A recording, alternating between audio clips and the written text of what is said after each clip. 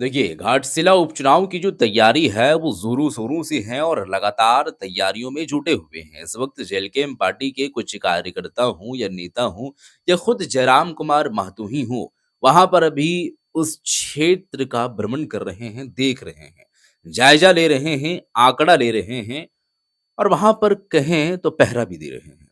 तो ये सब सारी चीज़ें चल रही है। अब अनक़रीब है, ज़्यादा तो वक़्त बचा भी नहीं है। आज कितना तारीख़ है? आज तो ग़ालिबन 23 अक्टूबर है जो हम वीडियो रिकॉर्ड कर रहे हैं। आप तक चाहें वो 24 या 23 को ही पहुँचे।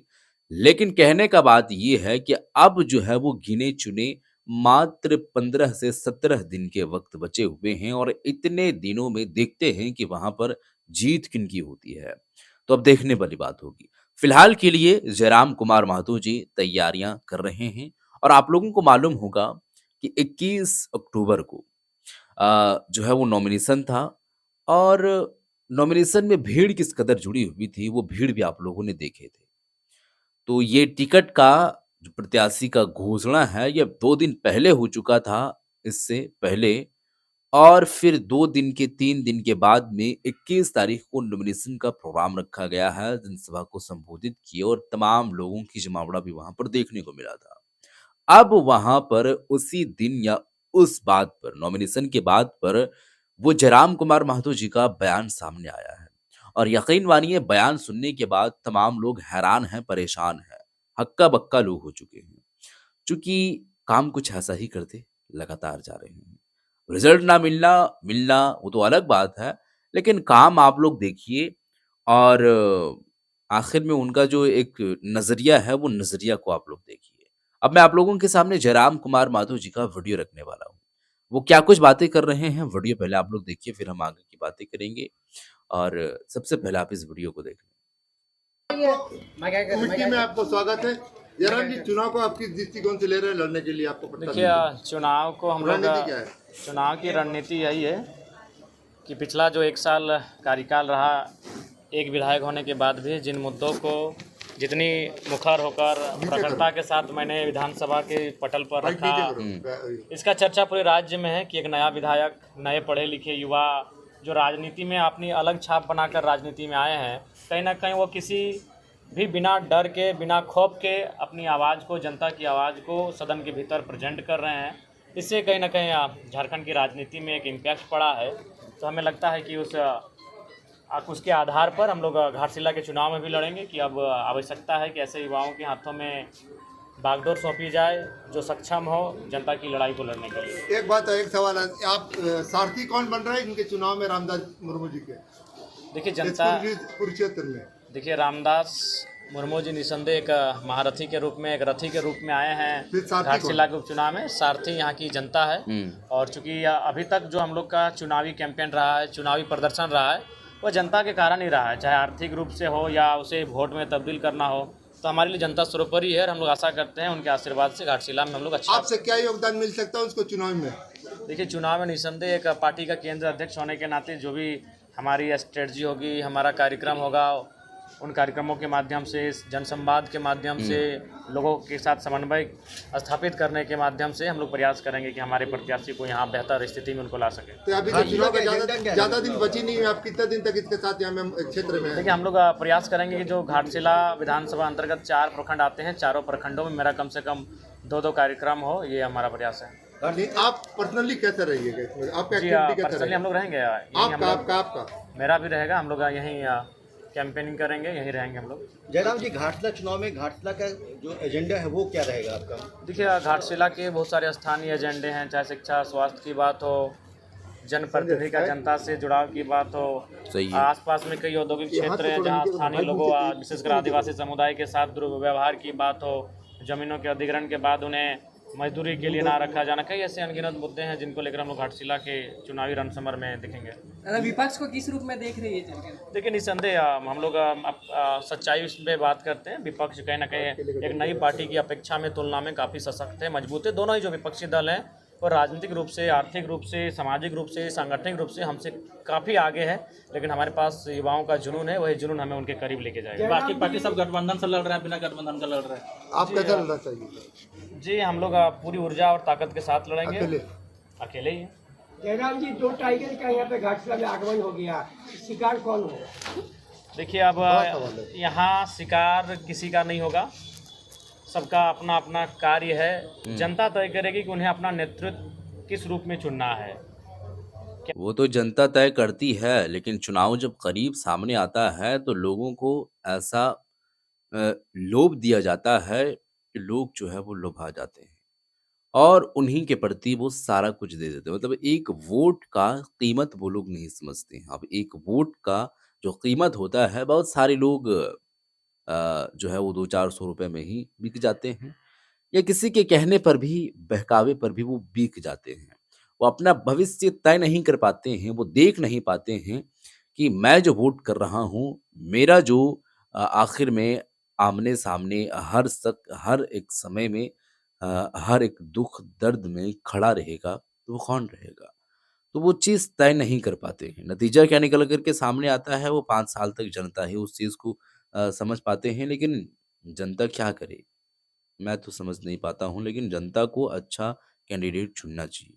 क्या हमने ये राज्य केवल 81 विधायक और 20 सांसद बनाने के लिए नहीं लिया है, अंतिम व्यक्ति तक विकास की किरण पहुंचे इसके लिए लिया है। तो आज अगर आप परिवार से बाहर अगर कोई पार्टी प्रत्याशी नहीं चुन पा रही है, टिकट नहीं दे पा रही है, तो राज्य की जनता को अपने वोट पर विचार करने की आवश्यकता है कि 2 राजपुत्र बेहतर होंगे या फिर एक पढ़ा लिखा युवा जो बच्चों को ट्यूशन पढ़ाता है, जो बच्चों को क्लास देता है, वो रामदास मुर्मू उनके सामने बेहतर होगा। ये जनता को चयन करने की आवश्यकता है। आप क्या सोचते हैं बाहर से जो इस प्रखंड का नहीं है या तो इस विधानसभा के रहने नहीं, दोनों प्रत्याशी चंपई चचा तो खुद सरायकेला के हैं और पूर्व मंत्री जो हमारे बीच नहीं रहे, वो भी जुगसलाई विधानसभा के अंतर्गत आते हैं। तो घाटशिला का अगर मूल घाटी है तो हमारे रामदास दा है, लेकिन उसके बावजूद भी उनको पड़ोसी हैं, उसके लिए हम वो नहीं कहेंगे कि वो अन्य जगहों से आए हैं, लेकिन उसके बाद भी हम यही कहेंगे कि वो कहीं ना कहीं राजनीतिक विरासत के रूप में आए हैं और रामदास मुर्मू एक पढ़े लिखे युवा हैं, तो हमें लगता है युवाओं को मौका देने की आवश्यकता है। परिवार को लेकर क्या कहें? बहुत अच्छी बात है। मैंने तो कह दिया कि अब परिवार से बाहर सोचना युवाओं चाहिए। को मौका देने से रिजल्ट तो कुछ अच्छा देखने को मिलता है। इससे जयराम कुमार महतो जी जो काम किए हैं, उससे ही आप लोगों को अंदाज़ा होगा। हालाँकि आलोचक तो काफ़ी सारे लोग रहते हैं, काम अच्छा भी करें तो भी आपके ऊपर में आलोचनाएँ लगाए जाते हैं, सही भी करें फिर भी करें, आपके ऊपर में आलोचनाएँ लगाए जाते हैं। तो ये अच्छा और गलत ये सब सारी चीज़ें अपनी जगह पर है, लेकिन आलोचक जो रहते हैं, ये सब सारी चीज़ें नहीं देखते हैं। अब ये 75% जो सैलरी का हिस्सा है, लोगों में डिस्ट्रीब्यूट कर दिए हैं, 2-4 महीने और गुज़रे हैं। हो सकता है कि कोई ऐसा सभा करे और उसमें जो है वो तमाम लोगों को चिन्हित करके और फिर उसमें डिस्ट्रीब्यूट करे पैसे या और भी किसी अन्य राशि के तौर पर। तो ये सब सारी चीज़ें हैं। अब ये आपने आप में खुद ये चीज़ें कर रहे हैं, इनके पार्टी के तमाम कैंडिडेट ये काम करेंगे क्योंकि ये इनका कहना है और ये साइन है और ये जो है वो बात पहले भी ये वादा कर चुके हैं कि हम हैं या हमारी पार्टी के कोई भी प्रत्याशी हों, जीतते हैं तो 75% सैलरी वो गरीबों में देंगे और जो ज़रूरतमंद है, वो ज़रूरतमंद में उसको तब्दील जो है उसको डिस्ट्रीब्यूट करने की कोशिश करेंगे और कोशिश ही नहीं, उसको दिया भी जाएगा। अन्य और भी कोई बता दे, हाँ, हल्का-फुल्का लोग करते होंगे, हर एक चीज़ दिखावे के लिए नहीं होता है, ये भी हम मानते हैं, लेकिन ये सब सारी चीज़ हो सकता है दिखावे के तौर पर। जैसे लोगों में जो है वो मालूम चलता है। अब अंदरूनी तौर पर आप क्या करते हैं, क्या नहीं करते हैं, वो एक अलग मैटर है, अलग मुद्दा है। लेकिन ये भी चीज़ें होती हैं कि लोगों को थोड़ा-सा ये करना चाहिए। थोड़ा सा प्रभाव पड़ेगा, निस्संदेह प्रभाव पड़ेगा, लेकिन हमें लगता है जोड़ने का कि कोई प्रयास हाँ, उसको जोड़ने के लिए हम लोग तमाम जो सामाजिक लोग हैं, बुद्धिजीवी लोग हैं, उनसे हम लोग बैठ के बातचीत करेंगे।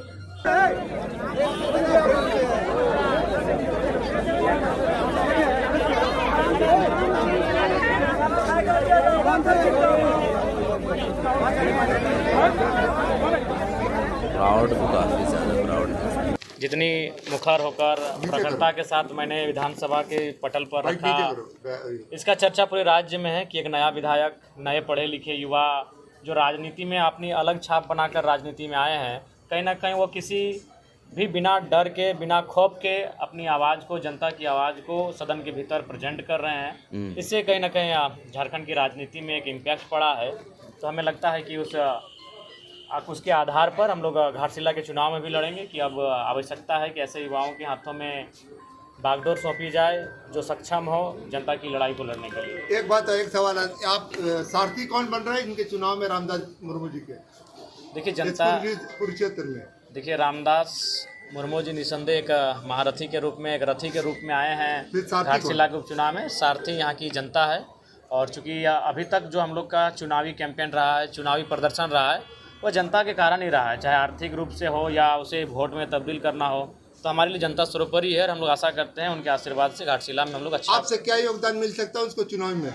देखिए, चुनाव में निसंदेह एक पार्टी का केंद्र अध्यक्ष होने के नाते जो भी हमारी स्ट्रेटजी होगी, हमारा कार्यक्रम होगा, उन कार्यक्रमों के माध्यम से, जनसंवाद के माध्यम से, लोगों के साथ समन्वय स्थापित करने के माध्यम से हम लोग प्रयास करेंगे कि हमारे प्रत्याशी को यहाँ बेहतर स्थिति में उनको ला सकें। तो अभी तो चुनाव का ज़्यादा दिन बची नहीं है, आप कितने दिन तक इसके साथ यहाँ में क्षेत्र में हैं? देखिए, हम लोग प्रयास करेंगे कि जो घाटशिला विधानसभा अंतर्गत 4 प्रखंड आते हैं, चारों प्रखंडों में मेरा कम से कम 2-2 कार्यक्रम हो, ये हमारा प्रयास है। नहीं, आप खैर दोस्तों, ये सब बातें तो आप लोग सुने भी होंगे, फिर से रिपीटेड हुआ है। खैर कोई बात नहीं है, बातें आप लोग सुन चुके हैं और अभी जो है वो कैंपेनिंग ये करेंगे, लगातार करेंगे जब तक चुनाव सामने नहीं आ जाए। और चुनाव जब सामने आएगा, अ, सामने तो हालाँकि आ चुका है, लेकिन जिस दिन जो है वो मतदान लोग करेंगे, उस दिन तक लगातार कैंपेनिंग करेंगे। 4 प्रखंडों में जो है वो कहा जाए तो 2-2 जगह पर जो है वो सभा को संबोधित करेंगे, जनसभा करेंगे और लोगों को जागरूक करने की काम करेंगे, कोशिश करेंगे। अब लोगों को बात बताएँगे, काम बताएँगे, आगे आने वाला जो भविष्य है उससे रूबरू करवाएँगे। अब जनता उस बात को तय करेगी कि आखिर में हमें किनको वोट देनी है, किनको वोट नहीं देनी है।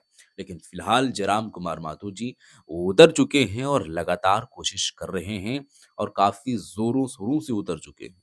चूँकि एक ही विधानसभा है, एक ही विधानसभा में हो रहा है। वो चुनाव जब आता है 5 साल में 1 मर्तबा, जहाँ पर पूरी स्टेट में जो है वो मुख्तलिफ जगहों पर कैंडिडेट को खड़ा किया जाता है, सैकड़ों की संख्या में। वो अभी इस वक़्त नहीं है। टाइम बचेगा, चूँकि एक ही जगह पर लगानी है, तो काफ़ी अच्छे ढंग से लगा सकते हैं। और अगर जनता को अपने ओर कर पाएँगे, जनता को समझा पाएँगे, फिर बहुत अच्छी बात होगी। अदरवाइज़ देखते हैं कि रिज़ल्ट क्या कुछ सामने आएगा। फिलहाल ऐलान आप लोग सुन चुके हैं। इस वीडियो को शेयर कर दीजिएगा। मिलते हैं एक और नई वीडियो के साथ, तब तक के लिए।